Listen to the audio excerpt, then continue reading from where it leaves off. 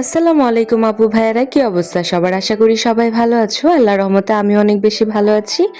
আমি হচ্ছি মহিমা জাহান। আমি আজকে তোমাদের সাথে কথা বলছি বাংলাদেশি ভ্লগার মহিমা ইউটিউব চ্যানেল থেকে।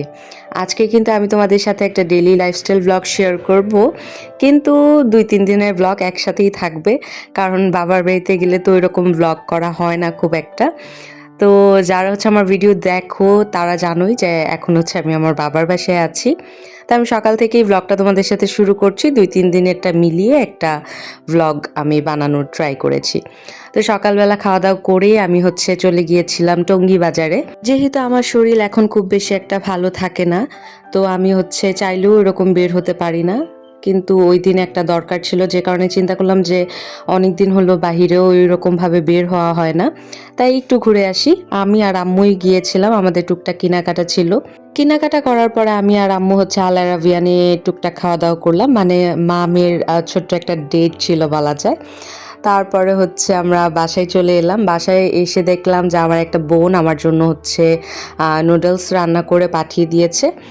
কারণ যেহেতু আমি এখন অসুস্থ, তো সে দেখতে আসতে পারেনি, তার এক্সাম ছিল, তাই সে হচ্ছে পাঠিয়ে দিয়েছে। তো আমি হচ্ছে নুডলস খাচ্ছিলাম আর তোমাদের সাথে একটু শেয়ার করলাম। আমি, আমার ভাইয়া, আম্মু সবাই একসাথেই বসেছিলাম, তো আমি হচ্ছে তাদের সাথে কথা বলছিলাম আর খাচ্ছিলাম, আর এদিকে তোমাদের জন্য টুকটাক ক্লিপ আমি নিয়েছি।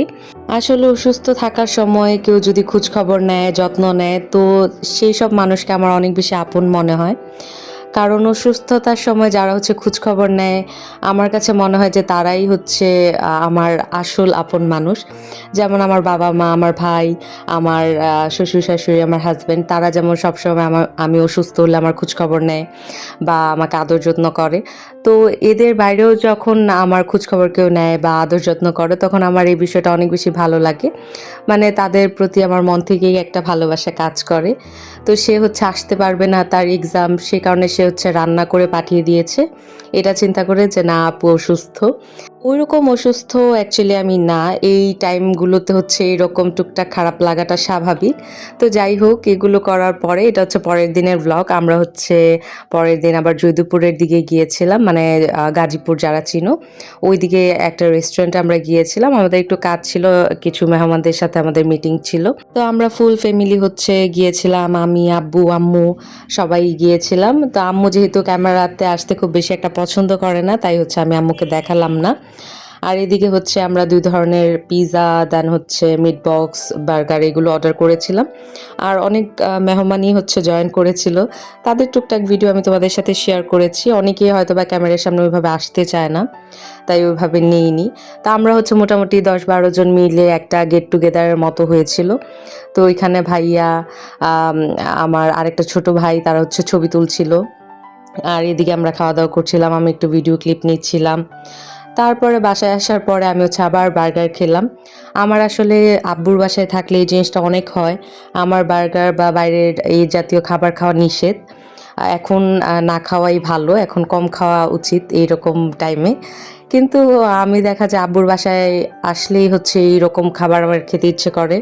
আর আমার আব্বু আম্মু আমাকে এত বেশি আদর করে যে আমি বললেও এটা আর না করতে পারে না তারা। আমি যখন অসুস্থতার আগে আমার আব্বুর বাসায় যেতাম, তখন হচ্ছে দেখা যেত যে প্রতিদিনই টুকটাক এরকম বার্গার, পিৎজা, পাস্তা এইগুলো খাওয়াই হতো। কিন্তু এখন যেহেতু একটু কম খেতে হয়, তাই আমিও হচ্ছে ওইরকম আবদার একটু কমই করি। কিন্তু আমি যদি একবার মুখ দিয়ে বলি যে আমার এটা খেতে ইচ্ছে করছে, তাহলে আমার আব্বু আম্মু ভাইয়া মানে যে কোনোভাবে ওইটা ম্যানেজ করে। আমি আব্বুর বাসায় আসার আগেই হচ্ছে আমার হাজব্যান্ড না করে দিয়েছে যে বাহিরের কোনো খাবারই খাবে না, কারণ সে খুব ভালোভাবেই জানে যে আমি আব্বুর বাসায় গেলেই উল্টাপাল্টা খাবার খাবো। তো সেই কারণে সে আম্মুকে না করে দিয়েছে, আব্বুকে না করে দিয়েছে। কারণ আমার গ্যাস্ট্রিকের খুব বেশি ঝামেলা হয়, অনেক বেশি বুক ব্যথা হয়, সে কারণে একদমই টোটালি এগুলো অফ ছিল আমার। তো আমি আব্বু আম্মুর বাসায় যাওয়ার পরে দেখলাম যে আমার এই বুকের ব্যথাটা বা গ্যাস্ট্রিকের যে পেইনটা হতো সেটা অনেক বেশি কমে গেছে। সেই কারণে আব্বু আম্মু আর কি অ্যালাউ করেছে। তো আমি হচ্ছে ভ্লগটার থাম্বনেইলে দিয়েছিলাম যে দৌড়ের উপর সারাদিন কাটলো আর কি। তো এই অবস্থায় তো আমি একদমই জার্নি করতে পারি না, সত্যি কথা বলতে। তো এই অবস্থাতেও যে আমি হচ্ছে গাজীপুর গিয়েছি, টঙ্গী বাজার গিয়েছি, দৌড়াদৌড়ি করা হয়েছে। তো এই কারণেই আমি হচ্ছে অনেক বেশি টায়ার্ড হয়ে গেছিলাম সারাদিন পরে। তো সেই কারণেই হচ্ছে এই থাম্বনেইলে এই কথাটা আমি দিয়েছি। কারণ আসলে এই টাইমগুলোতে হচ্ছে খুব বেশি জার্নি করা যায় না।